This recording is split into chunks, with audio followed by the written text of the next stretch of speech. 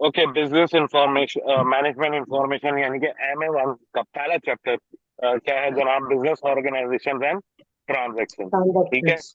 तो स्टार्ट करते हैं जनाब। सबसे पहले तो एक बिजनेस ऑर्गेनाइजेशन आपको कह रहा है क्या होता है भाई? ऑर्गेनाइजेशन क्या होता है? एन इंडिविजुअल और group working together to achieve a common objective. ठीक है, वो कॉमन ऑब्जेक्टिव क्या हो सकता है? या तो प्रॉफिट मैक्सिमाइजेशन की तरफ जाना है। ठीक है, एक प्रॉफिट ओरिएंटेड एक कमर्शियल सेक्टर में काम करने वाली ऑर्गेनाइजेशन है। ठीक है, फॉर जी। एग्जांपल कोई भी कंपनी आप नाम उठा लो, टोयोटा है, होंडा है, सैमसंग है। इनका क्या मकसद है भाई? गाड़ी बनानी है, मॉडल्स बनाने हैं, गाड़ी बेचनी है, प्रॉफिट कमाना है। मोबाइल बनाना है और बेचना है और प्रॉफिट कमाना है। तो क्या कॉमन ऑब्जेक्टिव है जी? गाड़ी बनाना है, ये करना है, वो करना है और प्रॉफिट अर्न करना है। प्रॉफिट ठीक करना है, है, ठीक। और या फिर क्या हो सकती है? कॉस्ट रिडक्शन, जैसे कि भाई कोई चैरिटी ऑर्गेनाइजेशन है जैसे ईदी है, तो भाई लोगों की सेवा करनी है, कॉस्ट को कम रखना है। हम्म। ठीक है, अब ठीक। बिजनेस ऑर्गेनाइजेशन क्या है? एन इंडिविजुअल और group of working together to achieve commercial goal. Commercial goal यही है, सही है। और मेनली क्या है? इंडिविजुअल नहीं होता, बेसिकली ग्रुप ऑफ पीपल होता है कि डिफरेंट बैकग्राउंड से लोग आते हैं भाई। उसके अंदर सिंधी भी है, पंजाबी भी है, हम्म। उर्दू स्पीकिंग भी है, गोरा भी है, काला भी है।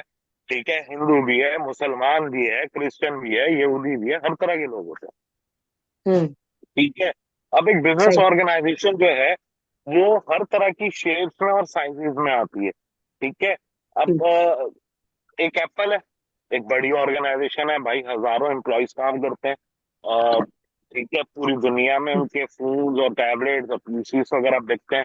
ठीक है, हम्म। एक एक मिडिल साइज कंपनी भी है, दरमियानी साइज कंपनी भी होती है भाई को। हम्म। 100 200 300 एम्प्लॉयज होते हैं, काम कर रहे हैं। ठीक है, फिर एक सही। ऑर्गेनाइजेशन आप उससे भी कहोगे जो गली के कोने पे जो पान सिगरेट बेच रहा। हम्म। ठीक है, तो हर तरह ठीक। के साइजेस में ऑर्गेनाइजेशन आती है, होती है। जैसे हमें ये पता चल गया। ठीक है, तो हम्म। ऑर्गेनाइजेशन हमने हमें अब ये भी पता चल गया कि दो तरह की होती है। कौन सी? एक होती है कमर्शियल ऑर्गेनाइजेशन। ठीक है, कमर्शियल जी। ऑर्गेनाइजेशन की मैंने आपको क्या एग्जांपल्स दी भाई? बहुत सारी एग्जांपल दे दी, टोयोटा की दे दी मैंने आपको एग्जांपल, दे दी एप्पल की, दे दी मैंने आपको एग्जांपल, सैमसंग की दे दी मैंने आपको एग्जांपल, नाई सुपरमार्केट हो गई फॉर एग्जांपल, उसकी जी। एग्जांपल दे दी, वगैरह वगैरह। नॉन कमर्शियल में भाई ईडी है, रेड क्रॉस है, WHO है, वगैरह वगैरह। हम्म। ठीक है, जो चैरिटी के लिए काम करते हैं। बिल्कुल। कोई एक वो होता है। अब कमर्शियल ऑर्गेनाइजेशंस में देखो क्या क्या आ जाता है।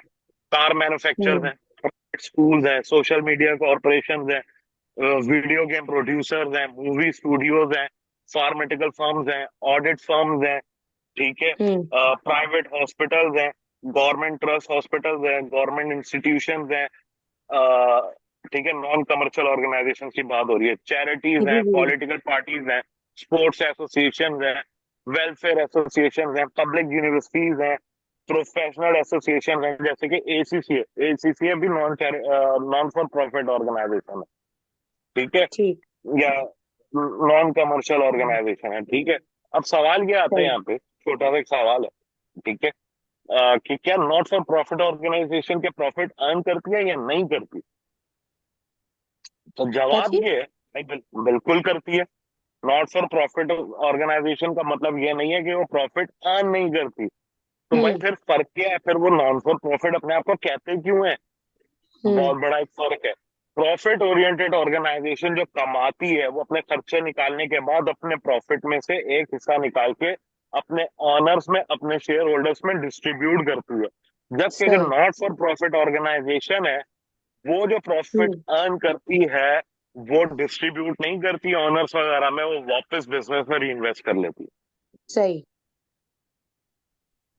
ठीक है, बिजनेस ठीक। ऑर्गेनाइजेशंस के अब डिफरेंट फंक्शंस भी होते हैं। ठीक है, हम्म।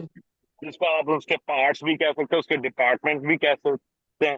जैसे कि परचेजिंग डिपार्टमेंट होता है, परचेजिंग डिपार्टमेंट का उसका फंक्शन क्या होता है कि भाई उसे प्रोडक्ट बनानी है, उसमें सर्विसेज बनानी है, तो उसके लिए उसने रॉ हम्म। मटेरियल खरीदना है, ये करना है, वो करना है भाई। और ताकि वो अपनी प्रोडक्ट बना सके और कर सके, और वो उसने इंश्योर करना होता है कि बेस्ट क्वालिटी की प्रोडक्ट लाए बेस्ट प्राइस पे। जी ठीक है। फिर एक जी आ जी। जाता है आपका अगला डिपार्टमेंट, कौन सा आ जाता है भाई? प्रोडक्शन डिपार्टमेंट हो जाता है। रॉ मटेरियल आके क्या वो कुछ जादू से प्रोडक्ट तैयार हो जाएगी? नहीं भाई, उसकी हम्म। प्रोडक्शन भी तो करनी है, फिनिश प्रोडक्ट भी तो बनानी है। जी। मटेरियल आके रख दिया, मोबाइल खुद ही बन जाएगा, एसी खुद ही बन जाएगा, फ्रिज खुद ही बन जाएगा। हम्म। प्रोडक्शन उसकी करोगे प्रोडक्शन उसकी। करानी पड़ेगी। ठीक है। तो ऑब्वियसली, जी। तो भाई कितने यूनिट्स बनाने हैं, क्या करना है, कितना टाइम करना है, ये सारा कुछ ये देख रहे होते हैं। हम्म। फिर सर्विस बिजनेस के लिए हाथ से भाई, एक सैलून है। ऑब्वियसली, अब उसका फंक्शन क्या है? उसे बाल काटने हैं आपके, तो भाई हेयर स्टाइलिस्ट उसको चाहिए सर्विसेज के लिए, हम्म। बंदे चाहिए ऑल दैट। सही। ठीक है। फिर सेल्स एंड मार्केटिंग। अब भाई प्रोडक्ट बना लोगे, हम्म। सेल्स खुद ही हो जाएगी? नहीं, उसकी मार्केटिंग करनी है, मार्केटिंग लोगों करनी को पड़ेगी। प्रोडक्ट की जाके अवेयरनेस देनी है। फिर वो आएंगे, फिर कस्टमर जो है वो उनके अंदर आपकी प्रोडक्ट की वांट बढ़ेगी, और फिर वो उसकी बाइंग करेंगे। जी। फिर एक फंक्शन है हम जैसा वालों, फाइनेंस, अकाउंटिंग। और जाहिर है भाई, फाइनेंशियल डाटा गैदर करना है, और ताकि हम ये एनालाइज कर सके भाई परफॉर्मेंस किस तरह की हो रही है, हम्म। जो बजट रखा था उसके अंदर हो रहा है नहीं हो रहा। फिर कैश भी तो लेकर आना है, बिजनेस के ऐसे ही चल जाएगा? वो भी हम सही। लेकर आ रहे होंगे। तो ये सारे फंक्शन है। फिर एचआर, भाई ये सारे काम करेगा कौन? वो ज़ाहिर है ह्यूमन रिसोर्स करेगी। तो ह्यूमन हम्म। रिसोर्स के पर्सनल के लिए तो भाई इंश्योर करना है कि भाई सूटेबल स्टाफ लेकर आए, पढ़ा लिखा ईमानदार स्टाफ लेकर आए। फिर जाहिर है, अब उसको लेकर आ जाओगे तो फिर क्या हर वक्त वो चलता रहेगा? नहीं, उसको कभी आपको ट्रेनिंग देनी पड़ेगी, कभी उसको डंडा करेगा देना होगा। तो ये कौन करेगा? ये एचआर हम्म। डिपार्टमेंट करेगा। सही। ठीक है। तो अब अगेन बात हुई आ जाती है कि साइज और पर्पस बिजनेस ऑर्गेनाइजेशन का देखते हुए अब हम लोगों ने डिफरेंट चीजें और करनी है। क्या? सही। Information technology. ठीक है। एक पान के ठेके वाले को सिर्फ एक छोटा सा मोबाइल काफी है। हम्म। ठीक है। लेकिन एक बड़ी ऑर्गेनाइजेशन को, एक एप्पल को भाई बड़े बड़े सर्वर्स चाहिए। एक मीडियम जी। साइज वाले को कुछ लैपटॉप और छोटे मोटे सर्वर्स काफी हैं। फिर hmm. Research and development. Again, research and development accountancy है। मुझे रिसर्च एंड डेवलपमेंट करनी है जी, बिल्कुल करनी है, नए नए क्वेश्चंस जी। लेकर आने। ठीक है। हम्म। मुझे जो स्टैंडर्ड्स है, अकाउंटिंग स्टैंडर्ड्स वगैरह, उसमें अपने आप को अप टू डेट करना है, ताकि अप टू डेट सर्विसेज आप लोगों को दे सकूं। ठीक है। जी। इसी तरह मैं एक कंपनी में बैठा हुआ हूँ, वहां पे मैं काम कर रहा हूँ। तो भाई मेरी जब हम्म। तक स्टैंडर्ड्स वगैरह मेरे अपग्रेडेड नहीं होंगे, तो क्या मैं अपनी कंपनी को अप टू डेट स्किल्स के साथ दे पाऊंगा? सर्विसेज नहीं दे पाऊंगा? करना है। जी। ठीक है। इसी, अब एक प्रोडक्शन करती है भाई कंपनी। अब तो प्रोडक्शन कर रही है लेट से, रेफ्रिजरेटर बनाने वाली कंपनी है। ठीक है। अब जमाना जी। किस पे जा रहा है भाई? एनर्जी सेविंग की तरफ। तो भाई जी। अगर उसके लिए रिसर्च एंड डेवलपमेंट करना जरूरी है आगे बढ़ने के लिए, कि भाई सोलर जी। से बनाए, जो है वो एनर्जी ले और उससे आपकी प्रोडक्ट चले, rather देन कंज्यूमिंग इलेक्ट्रिसिटी। हम्म। R&D जरूरी हो गई। जी। ठीक है। रिसर्च एंड फिर डेवलपमेंट जाहिर है, सही। जो होम अप्लायंसेस वगैरह बेच रहे हैं, और ये आप सेल फोन वगैरह लेते हो, तो आफ्टर सेल सर्विसेज, हम्म। मेरा फोन है उसकी स्क्रीन टूट गई, उसकी हम्म। सर्विसेज कौन देगा? ये कस्टमर सही। केयर। फिर फैसिलिटीज आप क्या दे रहे हो? General administration, day to day administration देखनी है अपने मामले की, उसके लिए लोग आपको चाहिए। ठीक है। सही। It's all depend on size of the organisation. ठीक है। अब सही। एक और एक तरीका है कि किस तरह डिफरेंट फंक्शन एक ऑर्गेनाइजेशन के काम कर रहे हैं। वो सिंप्लीफाई वे क्या है, वो डेमोन्स्ट्रेट करेंगे formal relationship, level of authority, communication क्या कर रहा है। ठीक है। अब देखो ये सही। चार्ट देखो, ऊपर देखो सीनियर मैनेजमेंट है, सीनियर मैनेजमेंट में चेयरमैन बैठा हुआ है, सीईओ बैठा हुआ है, डायरेक्टर्स हम्म। बैठे हुए हैं, और फिर वो डिपार्टमेंट आ रहे हैं, purchasing, production, sales and marketing, sales and finance marketing, और फाइनेंस, ह्यूमन अकाउंटिंग रिसोर्स। और ह्यूमन ठीक है। रिसोर्स। तो हम्म। डायग्राम में आपने क्या देखा? लीडरशिप कहाँ है? टॉप पे।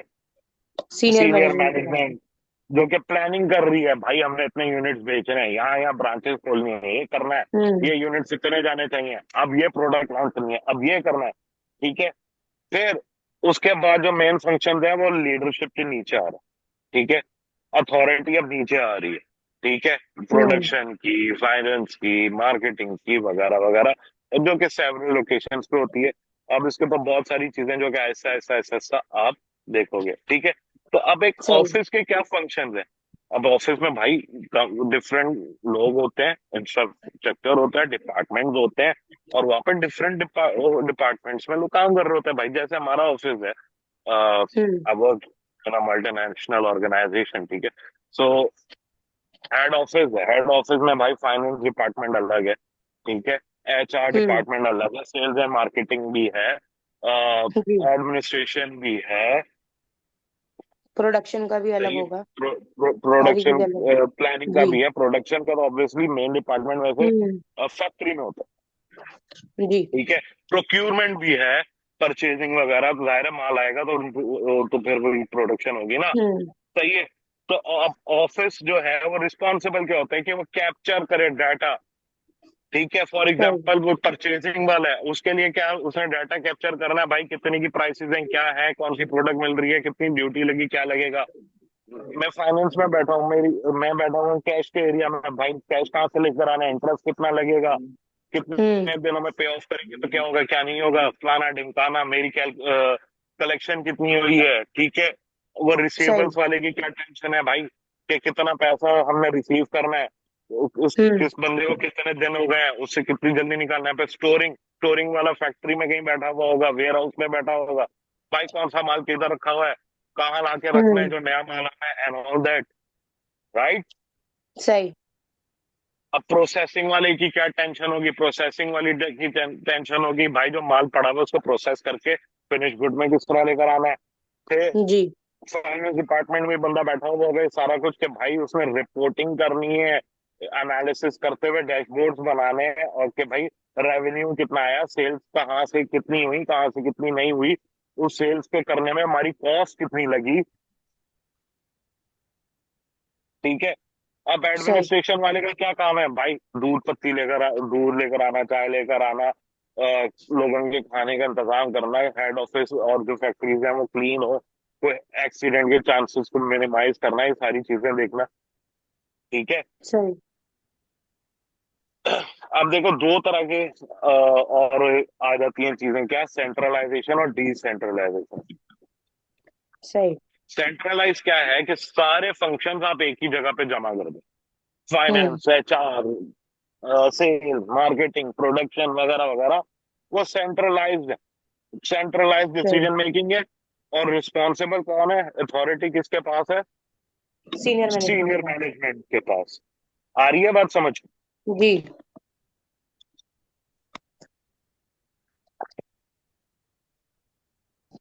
डिसेंट्रलाइजेशन क्या है, स्ट्रक्चर है जहाँ पे ऑर्गेनाइजेशन परफॉर्म करेगी, परफॉर्म जो है वो मल्टीपल लोकेशन पे करेगी, ठीक है। हम्म। डिफरेंट ब्रांचेस हैं, जैसे कि डिसेंट्रलाइजेशन आपको कहाँ देखने को मिलेगी, बैंक्स में देखने को मिलेगी, या यूनिलीवर है, फॉर एग्जांपल यूनिलीवर एक बड़ी ऑर्गेनाइजेशन है, हम्म। ठीक है। अब यूनिलीवर पाकिस्तान है, यूनिलीवर इंडिया है, बांग्लादेश है, मिडिल ईस्ट है, वगैरह वगैरह, तो सबकी अब डिसीजन मेकिंग जो है वो उनको डिसेंट्रलाइज करी हुई है। पाकिस्तानी हम्म। डिसीजन मेकिंग पाकिस्तान वाले कर रहे हैं, इंडिया की इंडिया वाले कर रहे हैं, मिडिल ईस्ट वाले कर रहे हैं, ठीक सही। है। मल्टीपल लोकेशंस पे होते हैं, जूनियर मैनेजर्स होते हैं, उनको अथॉरिटीज डेलीगेट होती है, वो अपनी जगह अपने हिसाब से डिसीजन मेकिंग कर रहे होते हैं और रिस्पॉन्सिबल होते हैं, ठीक है। ठीक। अब सेंट्रलाइजेशन की क्या, अब देखो इसकी डिसएडवांटेज, इसकी एडवांटेजेस, इसकी डिसएडवांटेजेस, इसकी एडवांटेजेस, इसकी डिसएडवांटेजेस, सही। इस तरह चल रहा है इसमें, ठीक है। तो भाई सेंट्रलाइजेशन में एक्टिविटीज की डुप्लीकेशन अवॉइड हो जाएगी, बहुत स्लो होंगी, ठीक है। कंसिस्टेंट हम्म। अप्रोच चलेगी, स्टैंडर्ड पॉलिसीज प्रोसीजर्स होंगे, डॉक्यूमेंटेशन होंगी, ठीक है। हर कोई जो है वो सेम डेटा पे एक्सेस कर सकता है, इंफॉर्मेशन पे कोऑर्डिनेट करना आसान है, इंकरेज हम्म। करेगा as a single coherent entity, ठीक है। स्पेशलाइज एक्सपर्टीज स्टाफ जो है वो एक ही जगह पे होगा, अच्छा सही। जी। डिसेंट्रलाइजेशन के क्या फायदे, लोकल कंडीशंस की बेसिस पे डिसीजन होंगी, कहा था मैंने, ठीक है। जी। जी। पॉलिसीज प्रोसीड्यूर सिस्टम जो है वो अपनी मार्केट नीड्स और अपने कल्चर के हिसाब से, प्रेफरेंसेस हिसाब के से हिसाब से आप करेंगे। आ रहे होंगे। ठीक। लोकल स्टाफ जो है उसके ऊपर रिस्पॉन्सिबिलिटी होगी, मोटिवेशन हम्म। स्टाफ की बढ़ेगी, ठीक है। इम्पैक्ट सिस्टम का जो है वो फॉल्ट होना के चांसेस कम से कम हो जाएंगे। सही। ठीक है। Policies procedure and best practice क्या है, जो कि गिवन सेट ऑफ सर्कमस्टेंसेस में होंगे। प्रोसीजर सीक्वेंस ऑफ स्टेप्स, और जो है वो कंप्लीट एक स्पेसिफिक एक्टिविटी होगी जो एक्सप्लेन करेगा कि पॉलिसी जो है वो इम्प्लीमेंट होगी और अचीव होगी। बेस्ट प्रैक्टिस क्या हम्म। है, पॉलिसी जो कि कंसिस्टेंटली मोस्ट इफेक्टिव जा रही है। सिस्टम्स क्या है, कॉमन प्रैक्टिस या डॉक्यूमेंटेशन, पॉलिसीज, प्रोसीजर, या बेस्ट प्रैक्टिस जो कि एग्जिस्ट कर सकती है, या रिटन डाउन डॉक्यूमेंटेशन। ठीक है, जिसपे या एम्प्लॉयज की जो है वो एक इनफॉर्मल अंडरस्टैंडिंग होती है कि भाई कब लंच ब्रेक पे जाना है, कब नहीं जाना। हम्म। ठीक है, ऑफिस में कितने बजे पहुंचना है, कितने बजे नहीं पहुंचना, वगैरह वगैरह। ठीक है। सही। अब अकाउंटेबिलिटी क्या है, एसेंशियल है कि डॉक्यूमेंट करे पॉलिसीज, प्रोसीजर्स, बेस्ट प्रैक्टिस और फॉर्मल रिकॉर्ड जो है कंपेयर एम्प्लॉय से। For hmm. एग्जाम्पल के जी कुछ अनएक्सेप्टेबल वगैरह ना हो, और अगर हर चीज के लिए जो आप कर रहे हो उसके लिए आप रिस्पॉन्सिबल हो, आपने आंसर सही। करना है। ठीक है। फिर without a written record consistency नहीं आ सकती, आप हम्म। पॉलिसीज प्रोसीजर्स फॉलो नहीं कर सकते। ठीक है, आप एक ऑर्गेनाइजेशन में काम कर रहे हैं, अगर आपकी अटेंडेंस रोज ना लगे, आप टाइम पे हम्म। पहुंचोगे कभी भी? घंटा हम्म। नहीं पहुंचोगे। सही। ठीक है, रिकॉर्ड हो रही है, रिकॉर्डिंग में जा रही है, और रिटन रिकॉर्ड हैं, सारे सिद्ध हुए हुए। ठीक। ठीक है। Review and update unwritten policies procedures जो है वो उसको रिव्यू करना भी मुश्किल होता है, एनालाइज करना भी मुश्किल होता है। ठीक हम्म। है, तो इसलिए भाई उसको रिव्यू करो, उसको रिकॉर्ड करो, और उसको परफॉर्म करते रहो। फ्लेक्सिबिलिटी, फिर बहुत सारी एडवांटेजेस भी होती हैं डॉक्यूमेंटेड पॉलिसी प्रोसीजर्स वगैरह की। हम्म। ठीक है, लेकिन हमेशा फ्लेक्सिबिलिटी भी अलाउ नहीं करते सही। होती है। ठीक है, क्लियर कट सिचुएशंस होती हैं वहां पे तो सही होता है, लेकिन अगर एक आउट ऑफ द वे कोई सिचुएशन आ गई, आपने, यार ये तो हमारी पॉलिसी का पार्ट ही नहीं है, अपॉर्चुनिटी हाथ से निकल जाएगी। हम्म। राइट। सही। अच्छा जी, सेल ट्रांजेक्शन होती हैं, कुछ इंपॉर्टेंट ट्रांजेक्शन होती हैं जो कि एक ऑर्गेनाइजेशन परफॉर्म कर रही होती है। कौन सी? सेल्स, परचेजेस, एम्प्लॉयज को पे करना। ठीक है, जी। ये बहुत कॉमन जो है वो एक ट्रांजेक्शन होती हैं जो किसी भी ऑर्गेनाइजेशन में होती हैं। ठीक है, गुड्स एंड सही। सर्विसेज आप सेल कर रहे होते हो इन रिटर्न ऑफ पेमेंट। ठीक है, सेल ट्रांजेक्शन सब दो तरह की होती हैं, कि एक कैश वाली होती है, और एक आप क्रेडिट सेल्स कर लेते हो कि भाई पेमेंट बाद में मिल जाएगी बाद एंड में ऑल दैट। मिलेंगे। सही। ठीक है, सेल्स एंड मार्केटिंग फंक्शन जो है वो रिस्पॉन्सिबल होता है फॉर इट। ठीक है, फिर ठीक। परचेज ट्रांजेक्शन होती हैं कि भाई परचेजेस करनी है, रॉ मटेरियल लेकर आना है, फिर गुड बनेगी, सर्विसेज वगैरह दे हम्म। पाएंगे, तो भाई कहाँ से लेकर आना है, कितने का लेकर आना है, कम से कम प्राइस पे लेकर आना है। अगर क्रेडिट पे ले रहे हैं तो भाई कितने टर्म दिनों का क्रेडिट है, क्या टर्म्स एंड कंडीशंस होंगी। फिर ठीक। पेरोल ट्रांजेक्शन हर ऑर्गेनाइजेशन का वन ऑफ द बिगेस्ट एक एक्सपेंस भी होता है। भाई सैलरीज हम्म। देनी है, बोनसेस देने हैं, रिवॉर्ड देने हैं, सिक लीव देनी है, वगैरह वगैरह। सही। ठीक है। अब ऑथराइजेशन ऑफ ट्रांजेक्शन भी बहुत जरूरी है भाई। ठीक है, हम्म। एक ऐसे ही थोड़ी है सेल कर दी तो बस ऐसी रिकॉर्ड हो जाएगी। भाई मैनेजर का अप्रूव करना या सीनियर ऑफिसर का अप्रूव करना जरूरी है, वरना ऐसे ही कोई हम्म। भी बोगस सेल्स रिकॉर्ड कर जाए या बोगस परचेजेस रिकॉर्ड कर जाए, ऑर्गेनाइजेशन के साथ हो जाएगा काम आराम से। ठीक है, हम्म। क्रेडिट सेल्स के लिए भी ये करना जरूरी है। ठीक है, सही। ऑथराइजेशन फॉर परचेजेस का भी फॉर द सेम रीजन होना जरूरी है। पे ठीक। पेरोल भी हो गया, जैसे आपका हो गया उसका भी होना जरूरी है, वरना एक फेक एम्प्लॉय क्रिएट कर दो, अपना अकाउंट नंबर डाल दो, बैठा रहो आराम से, आती रहेगी salary. Hmm. That is the simplest of the example. Hmm. So ये है आपका पहला एरिया MA1 का, जो कि सही। खत्म शुरू हुआ। आई होप क्लियर होगा। कोई सवाल है, कुछ है तो पूछो। नहीं सर, ये ऑथराइजेशन के अंदर जो है, ये क्या कहते हैं, मतलब ये आपको ऊपर से बस वो कराना पड़ेगा कि आप अथॉरिटी आपको मिल गई है। अब आप जो भी है नीचे के जो काम करने हैं आप हाँ फिर करें हाँ, अथॉरिटी के बाद। बिल्कुल। एक ऊपर ऐसे ही थोड़ी है कि वन टाइम होता है।